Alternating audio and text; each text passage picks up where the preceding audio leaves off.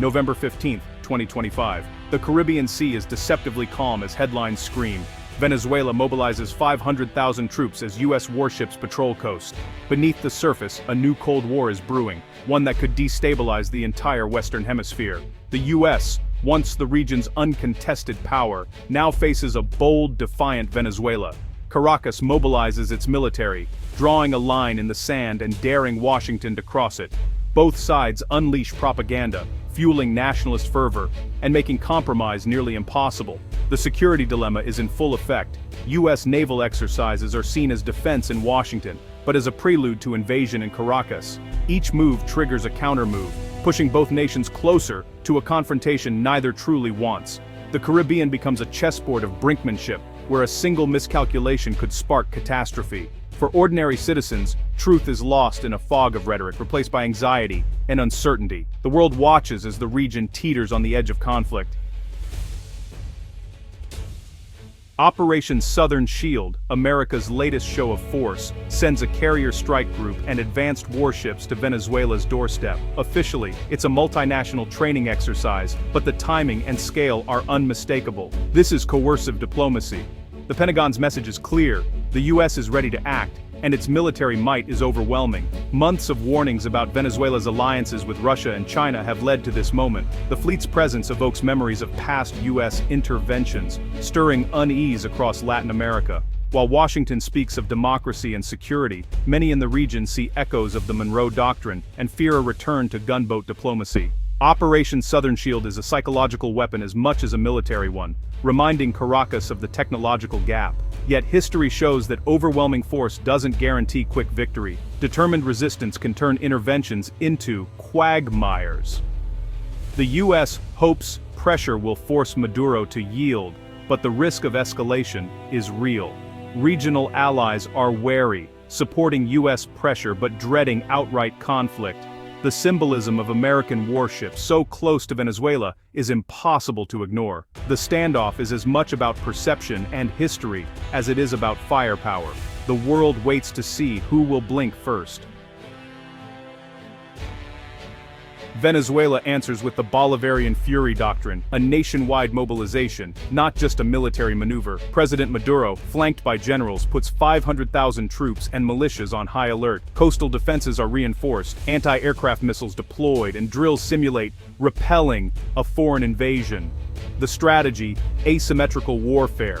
Venezuela can't match U.S. firepower, but it can make any invasion costly and chaotic. Civilian militias, trained in guerrilla tactics, blur the line between soldier and citizen, turning every neighborhood into a potential battleground.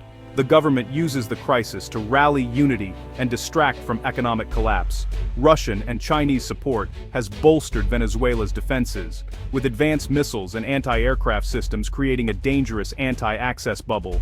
The goal: deter U.S. intervention by raising the cost in blood and politics. Daily life is transformed.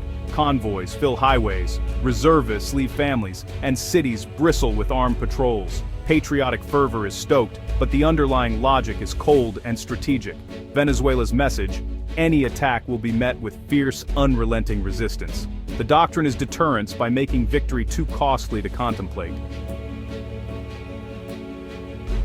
This crisis is decades in the making, rooted in the animosity between Washington and Caracas since Hugo Chávez's 1998 election. Chávez's Bolivarian revolution challenged U.S. influence, nationalized industries, and allied with America's rivals. The 2002 coup attempt and Washington's quick recognition of the interim government destroyed trust for good. Every U.S. sanction or criticism since has been seen as regime change in disguise. Maduro's rule brought economic collapse and humanitarian disaster, met by ever tighter U.S. sanctions.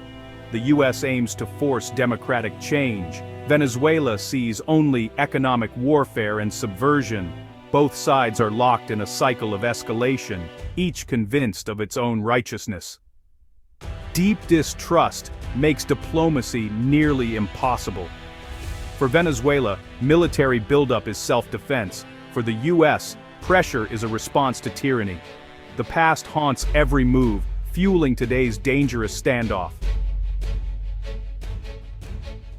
The world is watching, divided along familiar lines. Russia and China back Maduro, condemning U.S. actions as imperialist and defending their interests in Venezuela. U.S. allies like Brazil and Colombia criticize Maduro but fear a U.S. intervention could destabilize the continent. Even Washington's friends walk a diplomatic tightrope, wary of setting a precedent for military action. Leftist governments in Cuba, Nicaragua, and Bolivia offer unwavering support to Caracas, framing the crisis as resistance to U.S. imperialism. International bodies like the UN call for restraint, but the Security Council is paralyzed by great power rivalry. The absence of a global consensus leaves the region in limbo, with no effective mediator. The crisis exposes the limits of international diplomacy in a multipolar world. Regional divisions deepen, and the risk of miscalculation grows. The fate of Venezuela is now a global flashpoint. For ordinary Venezuelans, the crisis is personal and immediate. Years of economic collapse have left millions hungry, sick, and desperate. Now the threat of war adds new fear to daily hardship. Military mobilization diverts scarce resources from food and medicine to defense. Fuel and supplies are rationed for troops, leaving civilians to struggle even more. Many see the government's focus on war as a cruel misplacement of priorities. U.S. sanctions, meant to target officials, have crippled the entire economy, worsening the humanitarian crisis. The population is trapped, caught between an oppressive regime and the crushing weight of international pressure. Families are divided by exile, and hope is in short supply. The psychological toll is immense. Fear, exhaustion, and uncertainty dominate daily life. The true cost of this standoff is paid by Venezuela's people. The world holds its breath as the standoff continues. Warships on patrol, armies on alert. Two paths lie ahead: de-escalation through diplomacy or disaster through conflict. War would be catastrophic, unleashing death, refugees, and regional chaos. De-escalation demands hard choices. The U.S. must reconsider its pressure campaign, perhaps easing sanctions for real democratic reforms. Washington must accept it cannot dictate Venezuela's future alone. Maduro's government must face reality. Permanent crisis and isolation are unsustainable. Genuine negotiations with the opposition and credible elections are essential. Both sides must move beyond rhetoric and seek compromise. Multilateral diplomacy, led by neutral parties, offers the best hope for peace. The goal, a negotiated settlement that protects all sides and addresses urgent humanitarian needs. In a multipolar world, only difficult diplomacy can avert disaster.